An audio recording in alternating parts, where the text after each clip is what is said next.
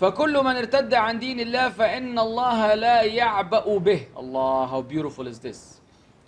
Whoever turns away from the religion of Allah, then Allah Azza wa Jal is not concerned with him. لِأَنَّهُ تَعَالَى غَنِيٌّ عَنْهُ. Because Allah Azza wa Jal is self-sufficient and is rich. بَلْ يُزِيلُهُ وَيَأْتِ بِخَيْرٍ مِنْ. Rather, Allah will remove him and replace him with someone else. And this is my message to the du'at in the West,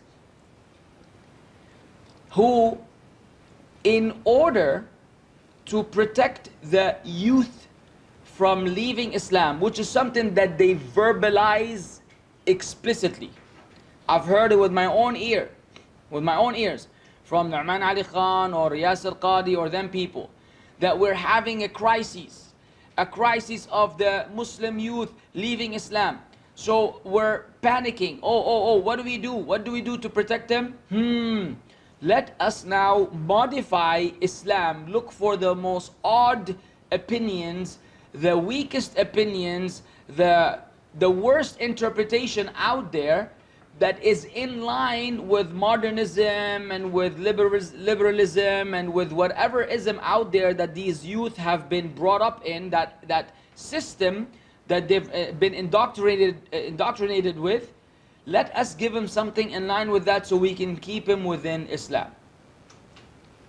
So when we bring up big issues about Aqidah and this, and say, "Ya akhi, you're sitting here talking about can I celebrate Mawlid or not," while the youth are leaving Islam. You see the false logic. You see the fallacy. The truth of the matter is, it is not your job to twist the deen of Allah to keep those people in Islam. It's your job and my job to convey the message of Islam as is. If there's no good in them, Allah will replace them. It is not your job to keep them in Islam. It is not your job to change the deen of Allah. We're not saying we don't make any effort. Everything we do is to keep people within Islam, including ourselves. Every da'wah, every lecture, every class, the objective behind it is to maintain our Islam and those of other Muslims, as long as we are true to the message. Once you want to play around with the message, or minimize or undermine certain matters of the religion in an effort to please or appease those people, then you're on the wrong track. So when Yasir Qadi says Ya'juj and Ma'juj, it's an issue that the youth can't grasp their, they can't really internalize it. It doesn't make sense. So now let me look for all these possible interpretations to make sense out of it so that they can stay within Islam. We say, brother, you've got it all wrong. You've got it all wrong. That is Allah's, subhanahu wa ta'ala, Allah's wisdom. He keeps in Islam whomever He wants to keep in Islam, and whoever Allah does not want to keep in Islam, He will replace them and bring better people. Allah will bring better people. We beg Allah that we are never replaced. We beg Allah that we are never replaced, that we are those whom Allah wants for His religion. But how dare I, or how dare you, or how dare anybody change anything in this deen or play around with the deen of Allah and the text and the revelation and give it awkward and odd and unorthodox, anti-Salafi interpretations in order to keep people in Islam? You will fail, and you have failed. Those same people that you've kept in Islam are the most corrupt Muslims out there.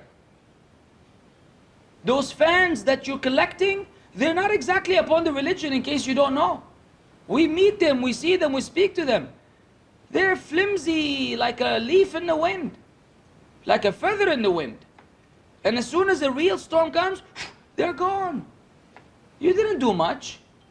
Had you been honest and sincere, Allah will put a barakah in your efforts, and then people, whoever Allah wants to guide, Allah will guide. But when you don't have the proper understanding of Aqidah or the names and attributes of Allah, you will make these wrong calculations. You will think you're doing Islam a favor, but you're not. Telling stories instead and all these cute issues, cute matters, and then when Aqidah is brought up, Aqidah, Umar ibn Khattab would fail in Aqidah class.